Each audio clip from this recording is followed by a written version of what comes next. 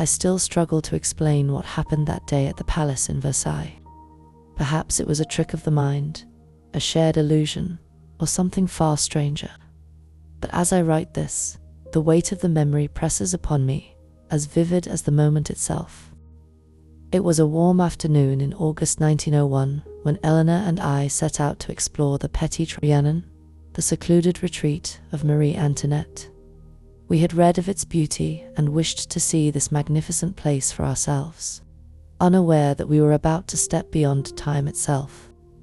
As we wandered down a shaded path, the air around us seemed to thicken, growing unnaturally still. A strange hush fell over the gardens. The usual hum of insects, the distant murmur of tourists, everything faded into silence. A curious unease prickled my skin, though I could not yet explain the reason. Then we saw them. Figures in outdated clothing moved along the pathways, utterly indifferent to our presence. A man in a dark cloak and tricorn hat stood by a garden wall, watching us with an intensity that sent a shudder through my spine. His face was harsh, his expression unreadable. Beside him, a woman in a full-skirted gown hurried past, her powdered hair arranged high upon her head. I glanced at Eleanor. Her face had gone pale. "Do you see them?" I whispered. She nodded. "Something is wrong here." We pressed on, our footsteps oddly muted on the path. The oppressive stillness deepened. I turned my head, and that was when I saw her. A young woman sat on the grass, sketching with delicate strokes, her gaze lost in thought. Her pale dress billowed slightly in a breeze I could not feel. There was something strikingly familiar about her, the slope of her shoulders, the softness of her features. My breath caught in my throat. "Marie Antoinette," I murmured, the name slipping unbidden from my lips. A flicker of movement, then the vision dissolved. The air shifted, the heaviness lifted, and suddenly the gardens returned to normal.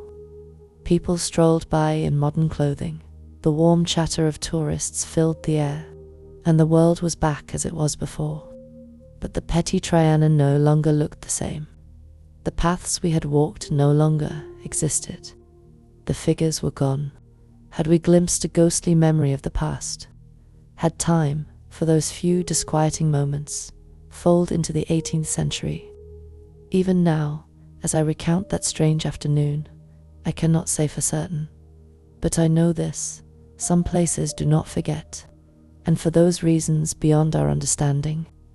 On that day, only for a fleeting moment, the past parted its veil, granting Eleanor and I a rare and extraordinary glimpse beyond time. Disclaimer: this story is a creative retelling inspired by true events.